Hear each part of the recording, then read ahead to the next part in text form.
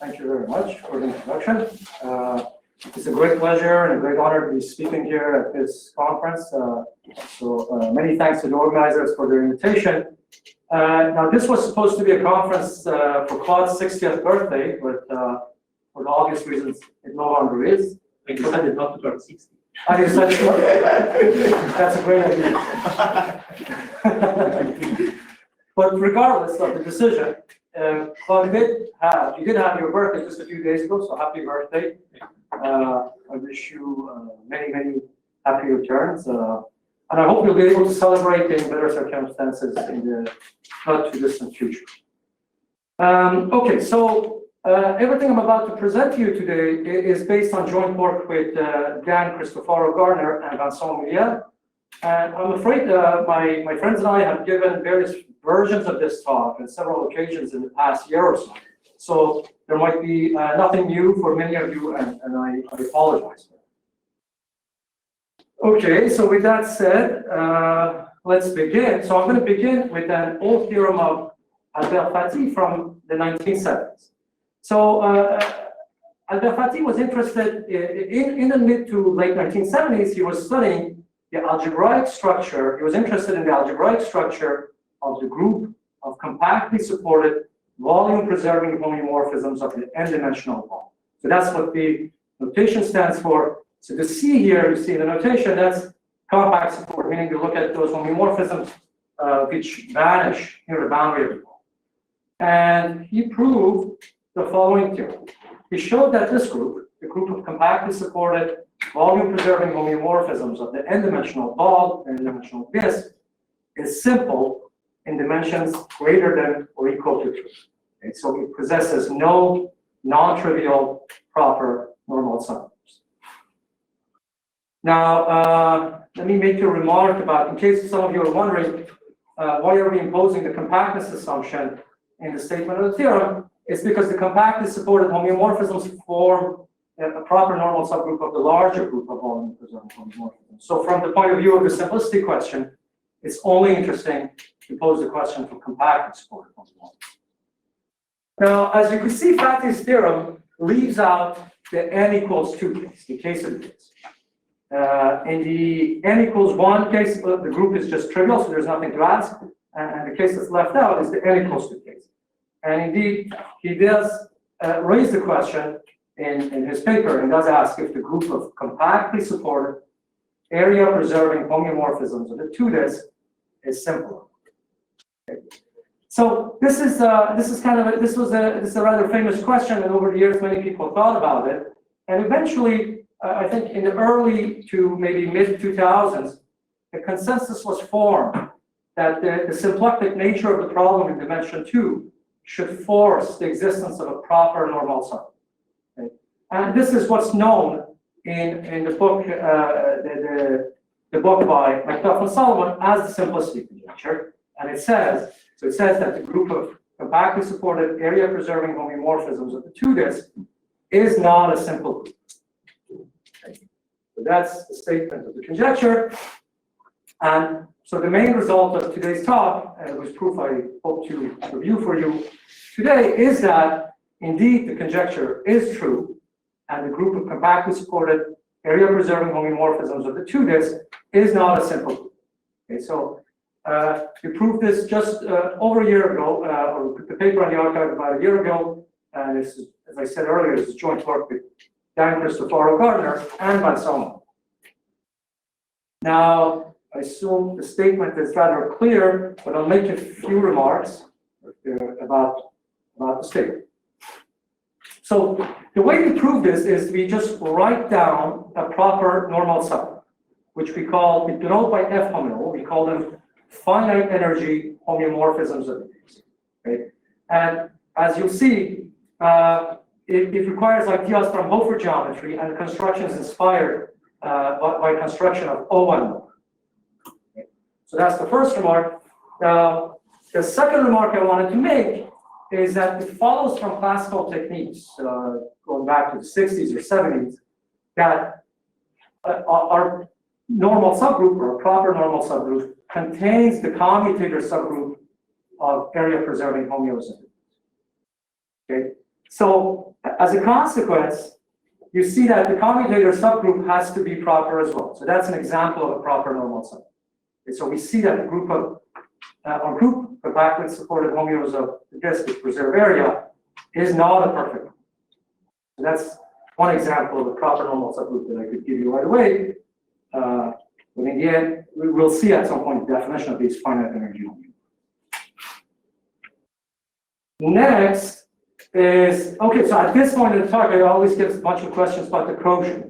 And here's all that I know about the quotient. So first, we know it has to be an abelian group because we are quotienting out by something that contains the commutator subgroup. And another thing that we know, and this just follows immediately from our proof, is that there is a copy of the real line. You could find an injective homomorphism of the real line into the quotient. And my knowledge of, our knowledge of the group, I believe, stops right there. We can't say anything else about the quotient. It might actually turn out that the quotient is the real line. You're not able to verify that. Okay, but one consequence of this fact that the quotient contains a copy of the real line is that, in fact, you could find lots of proper normal subgroups. So, you could take any normal subgroup of the real line, so any subgroup of the real line, and you pull it back by the quotient map, and this gives you a normal subgroup of area-preserving homeomorphisms that contains this finite energy homomorphism. So this way, you find lots of normal subgroups, and this confirms something that had already been proven by Frédéric Leroux in 2009. So he has this, the phrase that I put in the quotations, lots of normal subgroups, if any, is the title of a section in his paper from 2009. He shows in that section in his paper that if the group is not normal, not simple, it has lots and lots of interesting normal subgroups. And they're not constructed in this trivial way of assuming that the quotient is the real line. They have more, there's more geometric meaning to the subgroups that he constructs. And last but not least, I should say, so very recently, just under 2 months ago, Poltrovich and Shulkin used some version of Lagrangian floor homology for links due to Mack and Smith and obtained new results on finite energy homeomorphism. So we understand these finite energy homeomorphisms better now, and more accurately, we understand the complement better. So if there is time, I'll say a few words on this towards the end of the talk, but given that it's a 50-minute talk, maybe I won't have time to do that. So if there are no questions at this point about the statement for the disk, I'll move on to the next slide and talk a little bit about the case of the sphere. Okay, so now what happens on the sphere? So let's consider, I want you to consider now the identity component in the group of volume-preserving homeomorphisms of the N sphere. We want to pose a simplicity question for this group. The assumption for considering the identity component is similar to the compactness assumption from the previous slide. That's why you're looking at it, because the larger group contains the identity component as a normal subgroup. Okay. Now, in the same paper, Fatty showed that the identity component in the group of volume-preserving homeos of the N sphere is also a simple. Again, in dimensions greater than or equal to 3. Okay. Now, in fact, he proves much more in the paper. He actually answers the simplicity question for every closed manifold other than the 2-sphere. So if M is a closed manifold other than 2-sphere, then it is known whether the identity component in the group of volume-preserving homeomorphisms is simple or not. The answer depends on the topology of the manifold. And so, the case that remained open is that of the 2-sphere. That's what we settled very recently. So in January, we put the paper on the archive again with Dan and Vincent. We showed that this group again, the group of area-preserving homeomorphisms in the 2-sphere, the identity component in there, is not a simple group either. Okay. So, and all the remarks I made on the previous slide about the quotient, the commutator subgrouping in there, the finite energy homeomorphism. All of them apply here as well. I just won't repeat. Are there any questions about the statements? If not, on the next slide, just to put things into context, I'll review a little bit of the history of the simplicity question. It has a very long and interesting history. In fact, it seems to go back at least.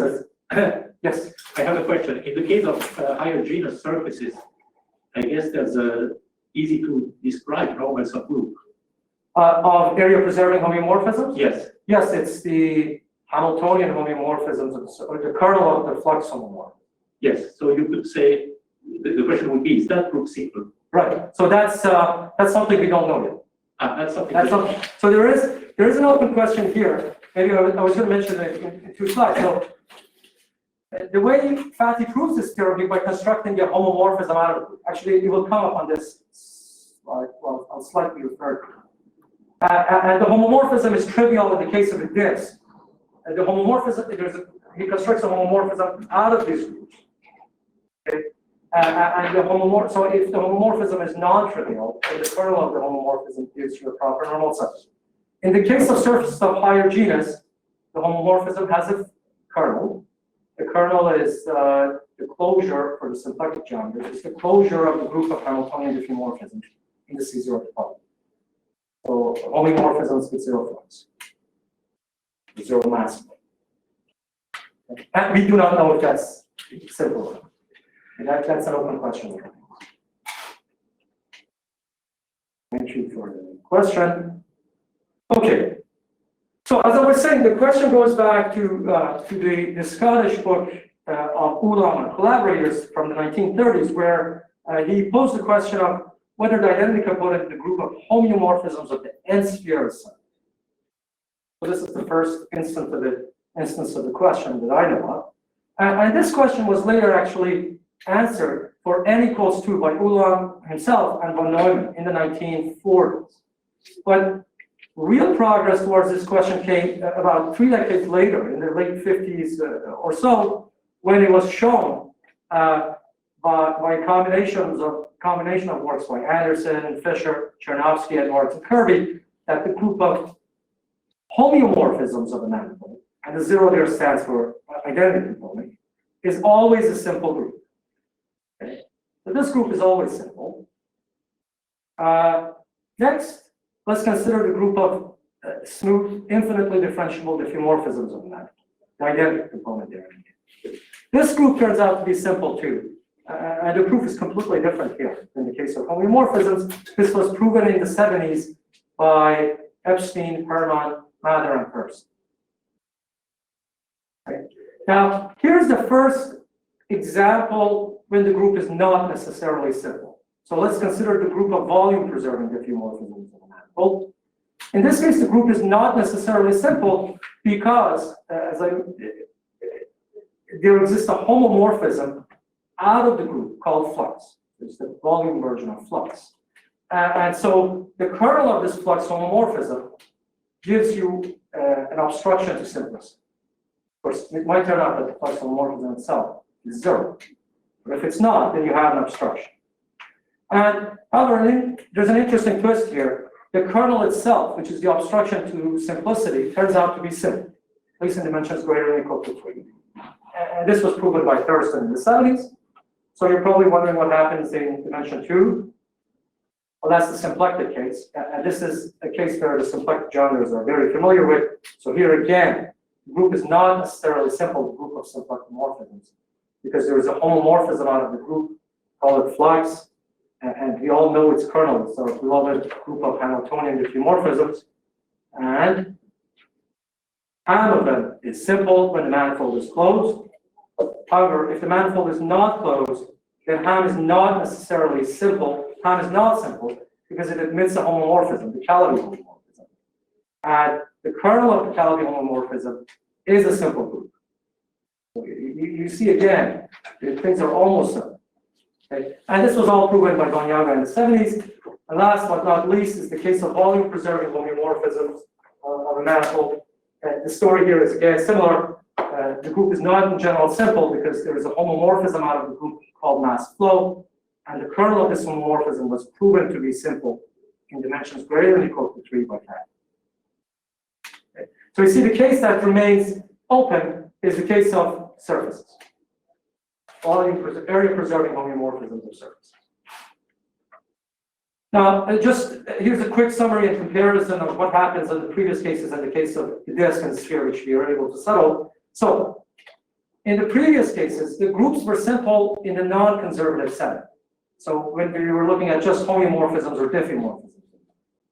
As soon as you go into the conservative setting, so when you have a volume form or a symplectic form which is preserved, then the group is not necessarily simple because of this obstruction that comes from existence of these naturally constructed homomorphisms, such as flux, mass flow, or Kelvin.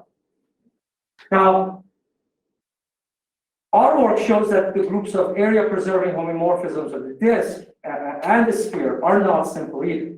But the obstruction here is really different. We are not able to construct any natural homomorphism out of these groups. Okay. So you know there is a homomorphism because they have proper normal subgroups. But there is no natural way of constructing something like the Kelvin. Or at least we don't know it. Okay? And the obstruction here comes from Hofer's metric. And we will see it's Hofer's metric that gives us the obstruction to non-simplicity.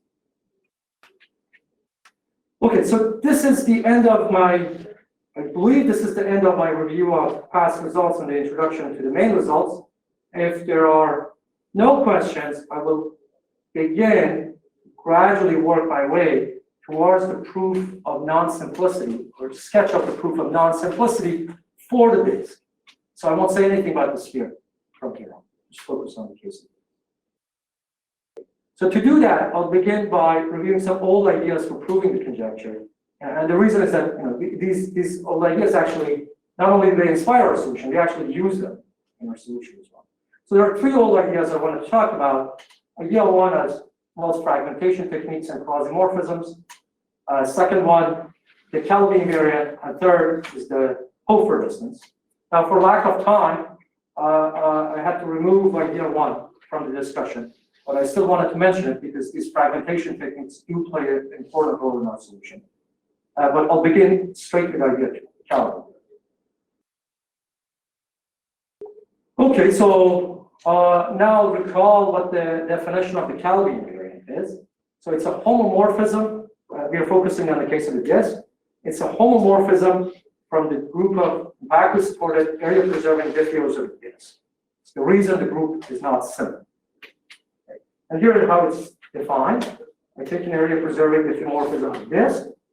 I can write it as the time-one map of some Hamiltonian H, which vanishes near the boundary of the disk by the compactness assumption. And now I define the Kelvin invariant for phi, my diffeomorphism, to just be the average of the Hamiltonian over the disk with respect to time as well. Okay, so S1 here denotes time here. And so it's an extremely simple definition. It goes back to Kelvin, I believe.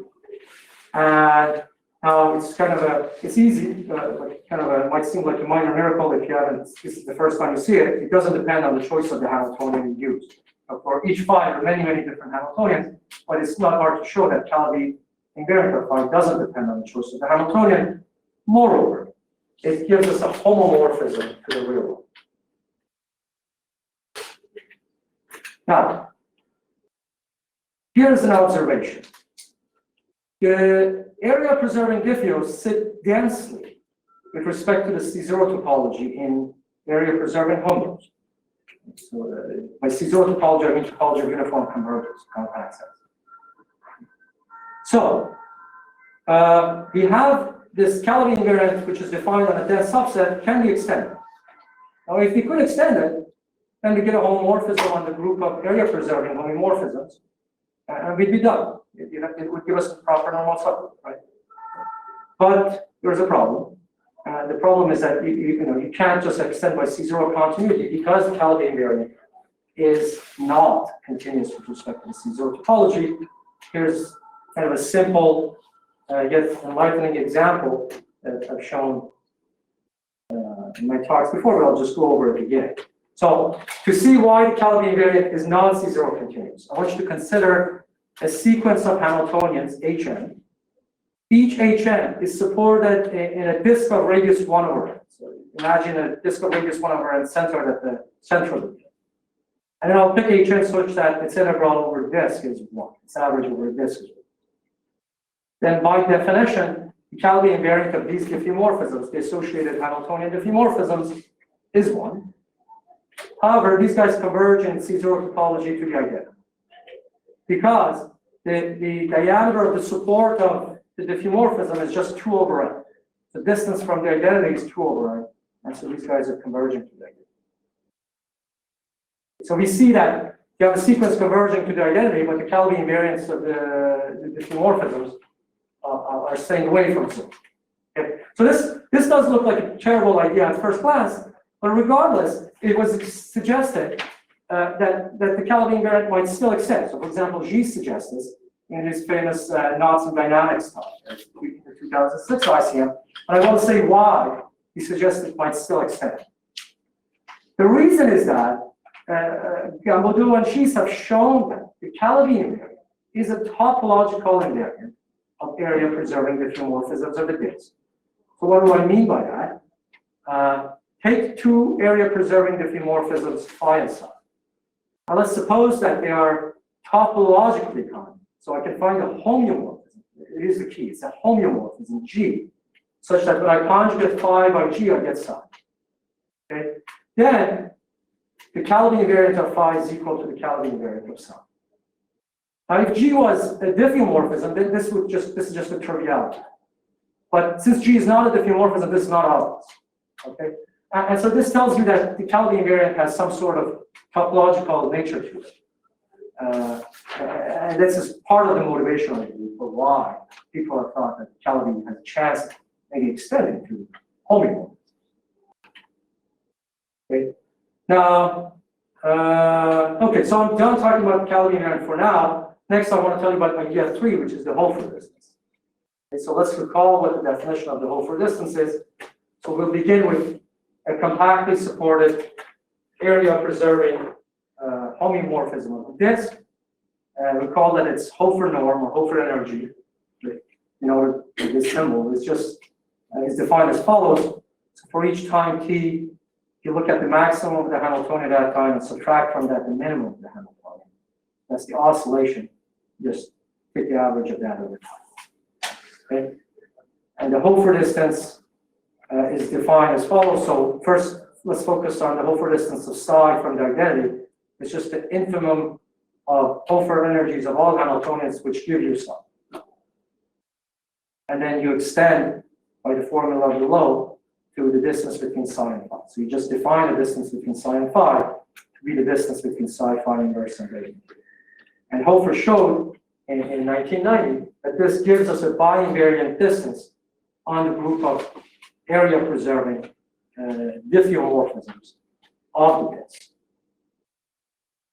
And there is a connection between the Hofer distance and the Calabi invariant. It's quite easy to see that the Calabi invariant gives a lower bound for the Hofer distance of a diffeomorphism from the identity. And we'll see that this lower bound actually plays a role in our solution. And this last inequality is something that you should keep in mind. And now, so here is the third idea involving the Hofer distance, and it goes back to Owen Muller from the mid-2000s. So you use the Hofer distance to construct a normal subgroup, which they called Hamiltonian. You see there's an A here as opposed to an O on the other side. These are the homeomorphisms of the disk, and they're defined as follows. I say an area-preserving homeomorphism of the disk is a homeomorphism of the disk if I can find a sequence of area-preserving diffeomorphisms, which first converge to it in C0 topology.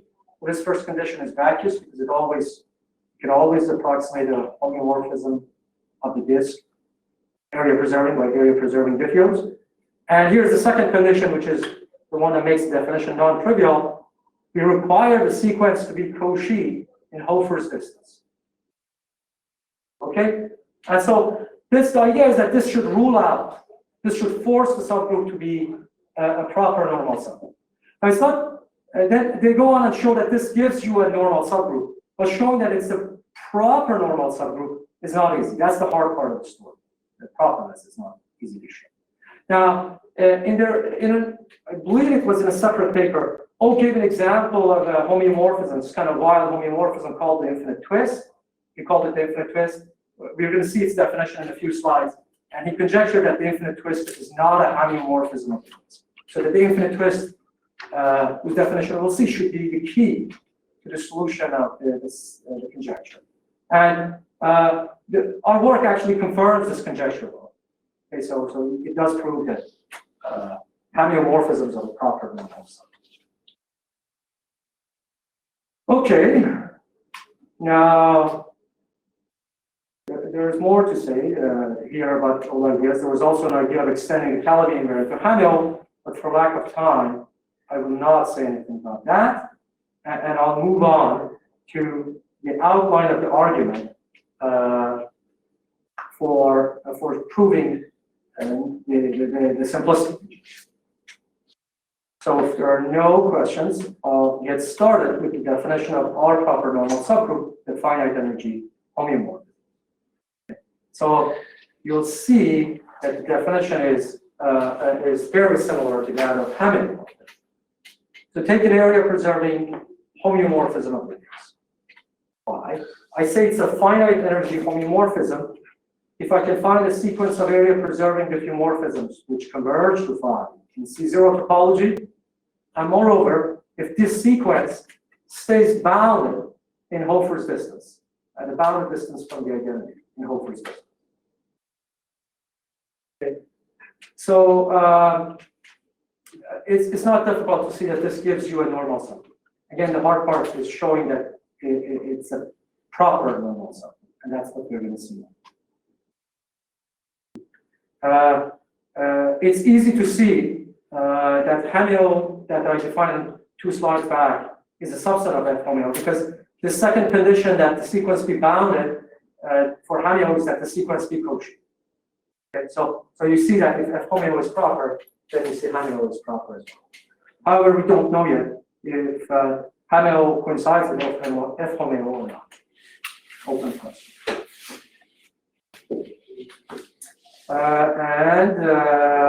Okay, so here's the idea for showing these finite energy homeomorphisms for a proper normal subgroup. Okay? So the properness is what I'm going to focus on. So what we have to do is find a homeomorphism with, which has infinite Hofer energy, okay? Infinitely far from the identity in Hofer's distance. Now, what does this mean? You have to show that for any sequence of diffeomorphisms converging to our homeomorphism, the sequence is unbounded in Hofer's distance, or the distance from the identity has to go off to infinity. That's just unraveling the definition. Okay? And now I want you to recall this thing I said about the Calabi invariant being the lower bound for the Hofer distance. Okay? So the idea is to look for a homeomorphism which has infinite Calabi invariant. And the hope is that that will force the Hofer distance from the identity to be infinite as well. Now I put the infinite Calabi invariant in quotations for a reason, because we don't know how to define the Calabi invariant for homeomorphism. But still, there are these homeomorphisms you could look at, and you see from dynamics immediately that the Calabi invariant's got to be infinite. It can't be anything else. Okay? And the infinite twist is one of these. So here is the definition of the infinite twist. It's supposed to have infinite Calabi invariant, be infinitely far from the identity in Hofer's distance. So to give you the definition first, I'll define something that's super monotone twists, which have very easy dynamics. So I want you to define monotone twist with this. I want you to take and consider a smooth decreasing map from interval 0, 1 to the real line, and define the monotone twist given by this map F via this formula. So what it does, this is a fiber rotation. It preserves, it circles a radius r, and the circle of radius r is rotated by this amount, by f of r, 2 pi times f. And since f has this specific form that I've drawn here on the left, you see that Now it coincides with the identity near the boundary, and as you move closer and closer to the origin, it just spins the disk faster, but still at a finite amount of twisting. Now, it's easy to check that the Kelvin invariant of this infinite twist is given by this formula. So it doesn't matter what the formula is, it's just that it gives you the Kelvin. Okay, so it's just the calculus problem to get this. And now, here is how I will define the infinite twist. I take a function f as before. Now it's only defined in a half open interval because it will blow up at 0. And then I'll say it's an infinite twist, the associated homeomorphism, which is given again by the same formula up here. I'll say it's an infinite twist if whatever is supposed to be give you the Kelvin invariant is infinite. So this is our way of forcing the Kelvin invariant of this homeomorphism to be infinite. Okay. So the homeomorphism necessarily has to blow up at the origin, but it not only does it blow up, it has to blow up rather fast enough so that this integral becomes infinity. And we're going to show that such a homeomorphism, and that's what we call an infinite twist, is not finite energy. Here's a picture of the infinite twist. So, again, you have this concentric circles are preserved. Things rotate faster and faster as you get towards the origin, and eventually at the origin you have infinite rotation. So there's a single point of singularity. And things have to rotate so fast that the integral becomes infinite. If the integral is not infinity, you could still get a homeomorphism, but it won't be actually. It could be a finite energy homeomorphism. Okay, so here is an outline of the argument for showing that the infinite twist is not a finite energy homeomorphism. So the roadmap to the proof. So first thing we do is we use a theory called periodic flow homology, or PFH, which was defined by Hutchings, to construct invariants of area-preserving diffeomorphisms of the bits. And we get one such invariant for every natural number B. And so I get a sequence of invariants, which I call C sub D. These guys eat homeomorphisms, area-preserving diffeomorphisms, and they give you back real numbers. Okay? So these we call PFH spectral invariants. They were defined by Hutchings in an unpublished set of notes. Okay, so we get, these are our tools from our symplectic topology. So we get the sequence of invariants for area-preserving diffeomorphisms. Now, as I mentioned earlier, the Kelvin invariant plays an important role in our solution. And here's the connection between these invariants and the Kelvin invariant. So Hutchings has conjectured that the asymptotics of these PFH spectral invariants recover the Kelvin invariant for area-preserving diffeomorphisms. We're just talking about diffeomorphisms. Okay. So there's a formula, the limit of CD over D should be the Kelvin invariant of phi as D goes off.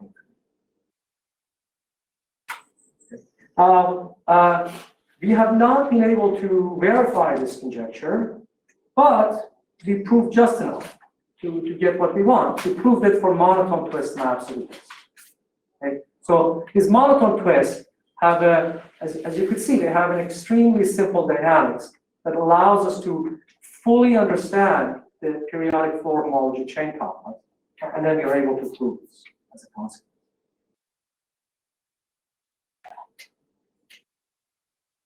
Okay, so far I've said nothing about homeomorphism, so obviously homeomorphisms have to enter the picture somewhere too, and that's in the third step. So then what we do to be able to say things about homeomorphism is that we prove these invariants, so the CDs, the PFH spectral invariants, are continuous with respect to the C0 topology, and not only that, they extend continuously to area-preserving homeomorphisms. So in this way, we obtain PFH spectral invariants, which are a priori only defined for area-preserving diffeomorphisms. We obtain them for area-preserving homeomorphisms as well. So I can talk about PFH spectral invariants of area-preserving homeomorphisms, maps which are not necessarily symmetric. So these are the three key ingredients, and with this in mind, now I'll give you a sketch of the proof of the argument. So it's an asymptotic argument involving obviously the asymptotics of these ingredients. So there are two steps. So step A, I let phi. So suppose you have a finite energy homeomorphism, which I'll call phi, and now I want you to consider the sequence, the associated sequence of PFH spectral invariants. And so I get a sequence which I denote by C sub D of phi. And the claim is that for a finite energy homeomorphism, the sequence has at most linear growth. Okay? So there is a constant C depending on the homeomorphism phi, such that CD over D remains bounded by that constant for all. The C is the same C that was in the that entered the definition of finite energy homeomorphism. I'll say something about this down in the same step. Okay, so this sequence has at most linear growth for finite energy homeomorphisms. I think at this point, probably everybody could guess what should happen to the infinite twist for it not to be a finite energy homeomorphism. Right? So for the infinite twist, we show that the same sequence, the sequence of PFH spectral invariants, has superlinear growth. We show that CD over D converges or diverges to infinity. And obviously, A plus B implies that the infinite twist cannot be a finite energy homeomorphism. Now, I'll make a couple of remarks on the proof. Okay, so first, on the proof of A, I have two remarks. So I want to say where the C0 continuity comes in. I think I already mentioned this on the previous slide. But we need to be able to make sense of, for statements in A and B to make sense, we need to be able to make sense of PFH spectral invariants for homeomorphism. And this is one place where C0 continuity clearly has to enter the picture. It is used within the proofs too, but I won't go into the details there. Okay, so just to write these inequalities, you need to know you can write these to use the C0 continuity of our invariants for the fact that they extend to homeomorphisms. And now step A comes from a general Lipschitz estimate by Hofer's distance that holds oftentimes for spectral invariants. Right? So we can show, as is common, I mean, it happens often in symplectic topology that when you construct a spectral invariant using whatever flavor of floor homology, then you could show that there's an upper bound for your spectral invariance in terms of Hofer's distance. And in our case, it happens that CD over D is always bounded by Hofer's distance. And for diffugers. And then this combined with C0 continuity gives you that inequality in step A for finite energy homeomorphism. And for step B, this is where we use Hutchings' conjecture for monotone twists. Okay, so this is where we use the fact that a monotone twist is CD over D converges to the Calvin invariant. And I won't say much more, but maybe I'll say just a few words to say about the proof. The infinite twist, you could approximate it in C0 by an increasing sequence of monotone twists, whose Calvin invariants go off to infinity. And this is how you establish that the limit is infinite. So this is the place where the conjecture of Hutchings enters the picture. And I believe I've given actually the outline of the argument. And so normally actually I finish. How much time actually do I have left? Actually, you have 10 more minutes. Oh, great. Okay, so we're in bonus territory 10 minutes ahead of time. Great. So are there any questions actually about any of them? Are there any questions? I've finished the main thing that I wanted to say. Okay. So into bonus slides. Orbifold Lagrangian homology for links. This is just a short remark about something I said earlier about the works of Poltrovich and Shulukhin and Max Smith. So just over a year ago, just a few months before we put our paper on the archive, Mack and Smith developed a version of Lagrangian homology, orbifold Lagrangian homology for links on the sphere. So this is for a link on the sphere, just two, in their case, was just two disjoint circles on the sphere. satisfying certain properties. I won't go into the details. And this builds on the works of FOQ, so Fukaya, O times Ono, and Chopler. And Poltrovich and Shulukhin introduced spectral invariance to the picture and built on the work of Hennenfent. And what they showed is that, so this is just from 2 months ago, you could go through the argument that I just outlined and replacing everywhere there was PFH with orbifold Lagrangian float model. And so you get spectral invariance with with very similar properties. So you could just replace PFH with orbifold Lagrangian float homology, and this will show that the infinite twist is not a finite energy homomorphism. And not only that, you could actually show there are other things that are infinite twists. They're still similar to infinite twist, but certain conditions like Monotone and so on can do it. Okay, so that's what I was going to say about orbifold Lagrangian flow homology. And now I want to spend a few minutes talking about our main tool for proving conjecture, the periodic flow homology. And here I'll just give a very impressionistic sketch of the construction. Okay, so we have to leave the disk and go to the sphere for the construction. So I mean, the way the proof works, we just embed the disk into the sphere as the northern hemisphere and work with periodic flow homology, which is a theory defined. I guess it can be defined for this too, but it is defined on the sphere. Okay? So we're going to forget about the disk for now. We just talked about the sphere. Area preserving diffeomorphisms of the sphere. Area and orientation preserving diffeomorphisms of the sphere. So here's the setup for the theory. You take an area preserving diffeom of the sphere, and let's consider its mapping solver. So this is the sphere times the interval, where you glue the two ends of the interval using the map phi. Okay. Now, since phi preserves area, you get a canonical 2 form, denoted by omega phi, induced on the mapping solver. Okay. In addition to this canonical 2 form, you also have a vector field, the dt vector field, which points in the positive 0, 1 direction on the mapping solver. I denote that by phi. And it's kind of a classical fact that, the dynamics of the map phi is closely associated to the dynamics of this vector field R on the mapping solver. So for example, there is a 1-to-1 correspondence between periodic points of phi and the closed orbits of this vector field R.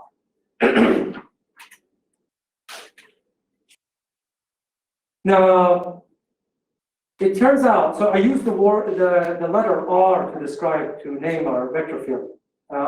This is not, the vector field R is not a Ray vector field for a contact structure, but it happens to be a Ray vector field for what's called a stable Hamiltonian structure, given by the pair dt omega phi. Now, the takeaway message from stable Hamiltonian structure here is that this gives an ideal setting for carrying out the SFT type constructions to look at pseudo-homomorphic curving. And so PFH turns out to be, so ECH in this set. So it's basically, its definition, we'll see on the next slide, is almost identical to that of ECH. It's just instead of being in a contact manifold, we work on a manifold with a stable Hamiltonian structure. And as I said, the definition goes back to Hutchings from the early 2000s, actually.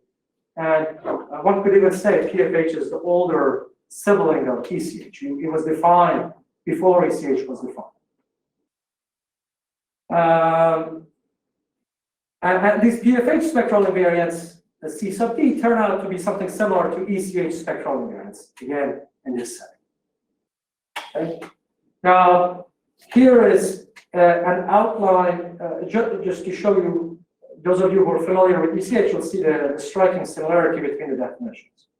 So, PFH of phi is the homology of a chain complex which you call PFC of phi. Phi has to be non-degenerate for this to make sense. And here's the chain complex.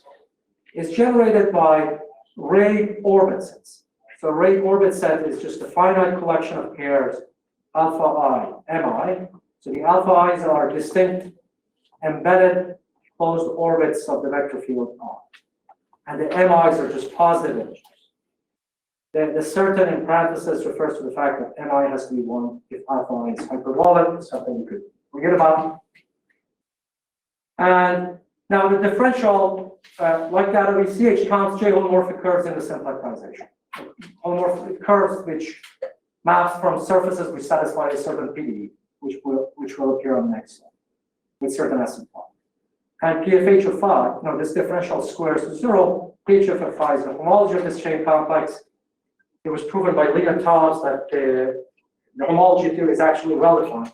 It doesn't depend on the choice of J, and it does not depend on the choice of phi either. It just depends on the two spheres.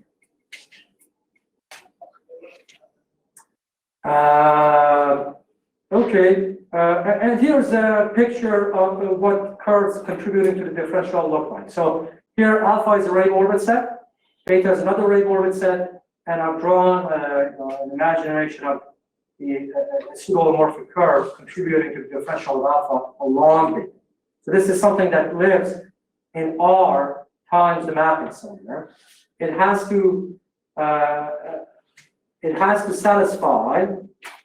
So it's a map from a not necessarily connected Riemann surface into the symplectization. It has to satisfy the J homomorphic curve equation, has to be asymptotic to the orbit sets alpha and beta, and last but not least, an important ingredient in the whole theory is that the ECH index of the curve has to be 1.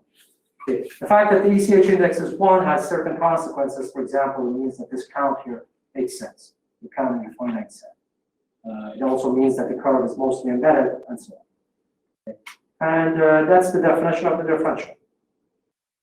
And okay, so this is it. That's the end of the I'm not going to say anything about. So there is an action filtration there as well, and eventually you can define something. I won't say anything about it. Okay, so thank you. Thank you. Thank you.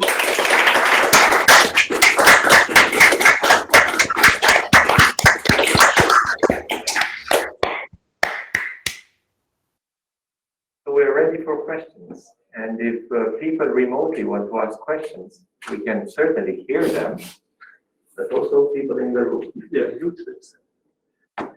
Provided they mute themselves. Provided they mute themselves, indeed so. May I ask a question? Please, go ahead. Okay. You have obviously tried to extend the Calabi homomorphism to homeomorphisms using this description as asymptotics of the capacities, right? So what goes wrong? I mean, does this limit not exist? This limit of CD over D, or why can't you use that? For homeomorphisms? Yeah. The limit goes off to infinity for, as you see, for an infinite twist homeomorphism. There are certain homeomorphisms for which the limit is just has to be infinity. Right. And that's kind of one reason you can't extend it. Maybe you could hope to extend it where it should be infinity for certain classes. It wouldn't take values in the real log. Yes, right. I was asking whether you can allow it to take values infinity, or does it make any sense? Or Yeah, maybe.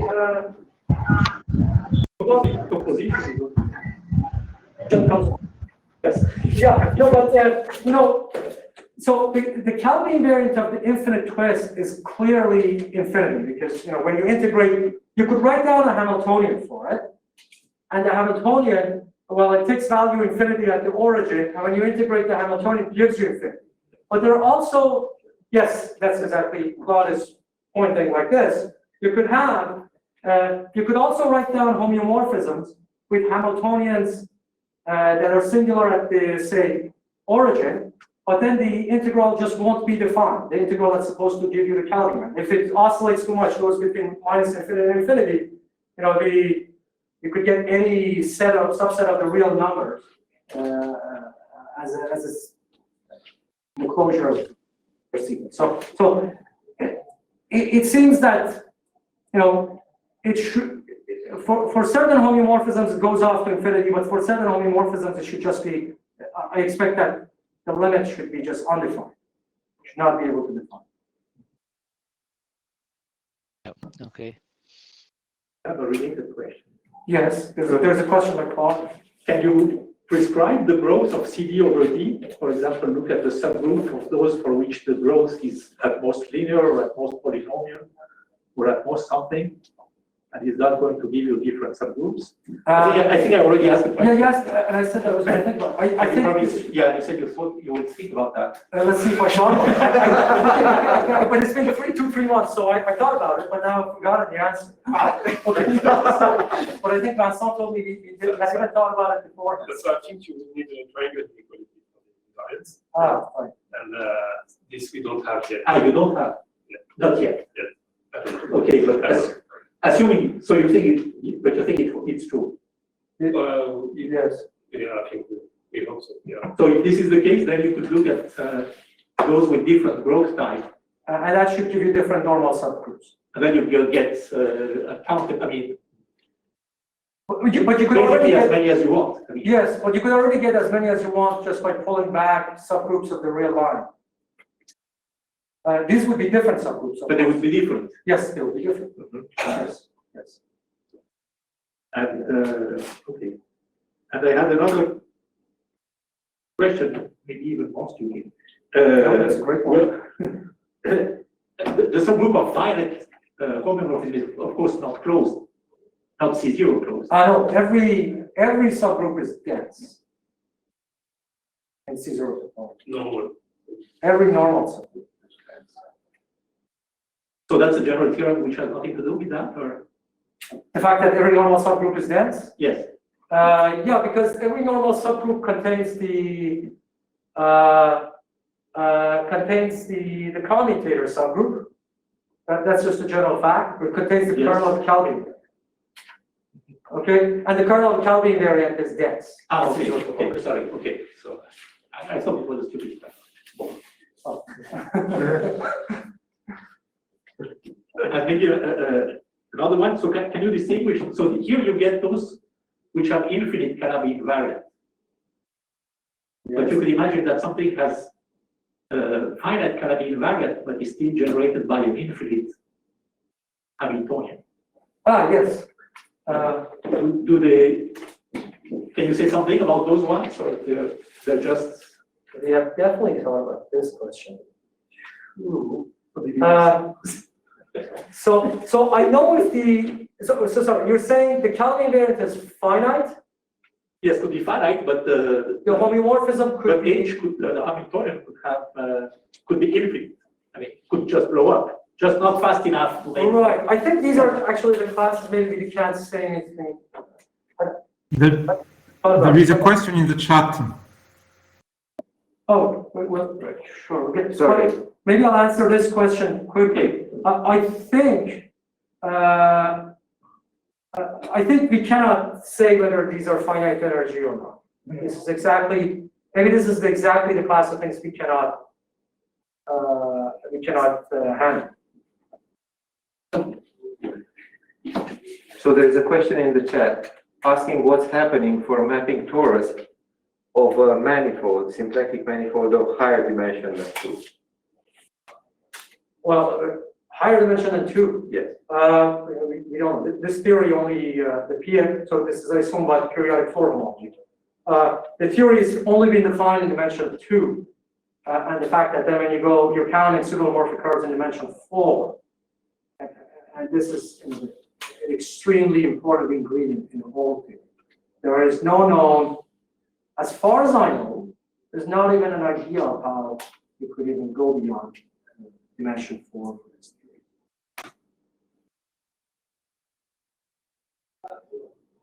Can I ask a question? Yes, please. It's kind of a curious question, I guess. Imagine that rather than doing the mapping torus construction that you do and then consider the periodic floor homology, I go to S3. So I take the open book, whose page is a disk.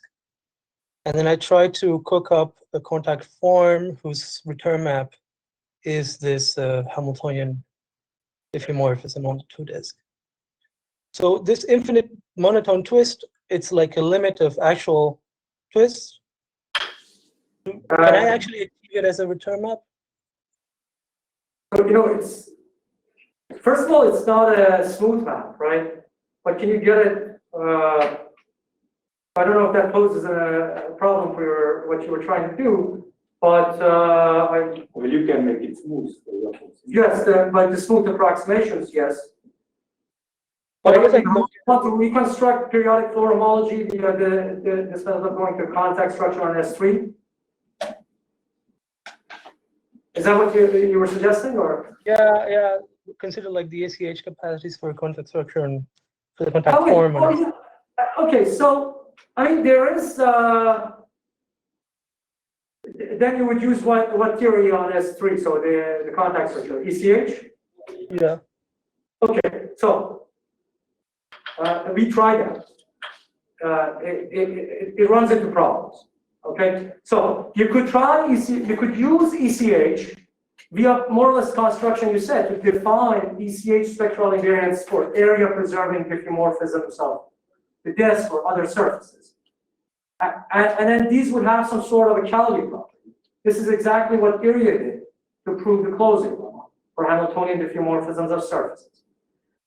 Now, our initial approach was actually to use ECH in this way, prove that these ECH spectral invariants that you get are well behaved, like they are Hofer continuous, zero continuous, and so on, and then make the whole theory work with ECH. But that didn't work out. The reason being, there are things that go wrong in this construction, actually, because when you go to S3, when you close up to S3, you introduce a new ray orbit there that has nothing to do with the dynamics on the disk. And this destroys a lot of the groups. So in fact, you could not even check if these invariants were Hofer continuous. So in fact, at some point, I suspect they're not even Hofer continuous. Things went just awfully wrong, and we abandoned that approach in favor of PH. Initially, it seemed more actually promising to use ECH because there's so much more proven about ECH. You already know the invariants have this Calabi property or the volume property, thanks to the works of Christopher Gardner, Vinicius Ramos, and Hutchings. But then, we ran into this problem that I just said. The problem is that ray orbit that you have to introduce to close up to the 3C. Or at least this was one problem.